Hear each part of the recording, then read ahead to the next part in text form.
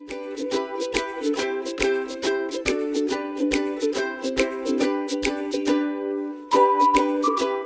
and the Magic Bull. This was a story that my dad used to tell me when I was small like you. Now, I haven't got a book, so all the pictures have to come out of your imagination. And a good way to do this is to close your eyes and go into your imagination room, and then the story will begin. So will we start? So eyes closed, into the room in your imagination, and when you open your eyes, and here's the story. Billy was a little boy who lived on a farm with his mammy and his daddy. He had no brothers and sisters, so he used to spend his day on the farm playing with the animals. And there was horses and sheep and cows and cats and dogs. There was a donkey, I think. But the favourite animal that Billy liked was the big bull. Do you know what a bull looks like? And for those of you who don't know, let me show you a picture of a bull. It's a big, fierce-looking animal with big horns on its head like that. But Billy liked his bull. And they used to spend great time on the meadow every day around the fields, walking and talking to each other. But one day, Billy noticed that the bull was very sad-looking. And he said, "Bull, you're very sad-looking today. What's the matter?" And the bull said, "Yeah," he said, "I'll tell you why," he said. "This morning I heard your daddy telling your mammy that I was ready for the factory. And I think they're getting me going to the factory tomorrow. And I'm very worried." And Billy said, "Oh no, they can't do that. They can't take you to the factory. I want you here with me always." And the bull said, "Yes, and I want to be with you. But what are we going to do?" "Oh, let's think," said Billy. And then he said, "I know, we'll run away together." And the bull said, "But are you sure?" And Billy said, "Yes," because he said, "If you're not here," he says, "I won't be happy. I want to be with you always."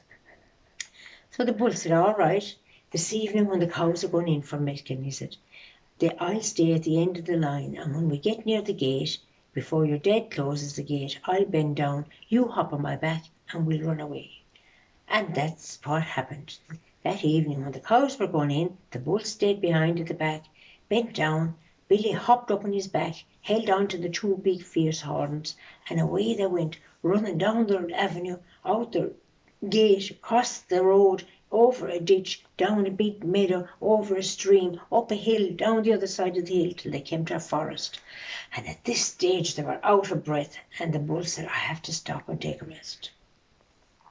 And he bent down, and Billy jumped off his back, and they were lying down there taking a rest. And the next thing, Billy's stomach started rumbling, and he says, "I'm awful hungry. I had no supper. What are we going to do for a supper?" And Billy said, but he said, you forget that I'm a magic bull."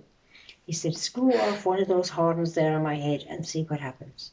And so Billy went over to the bull's head, screwed off the horn, and came away in his hand. And Billy looked at it, and the bull said, "Now look in and see what's in there." And inside, Billy started pulling out, and lo and behold, there on the floor was a tablecloth. And Billy said, "Yeah, a tablecloth, but there's no food on it. What will we do for food?"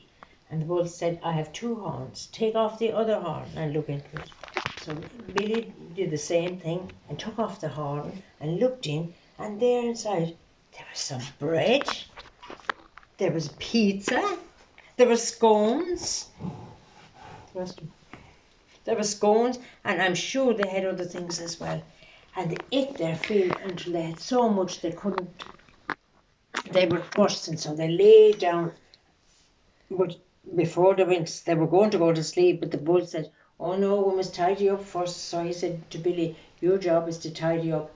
So Billy caught all the things again and picked them up and put them back into the horn, and off they lay down to sleep.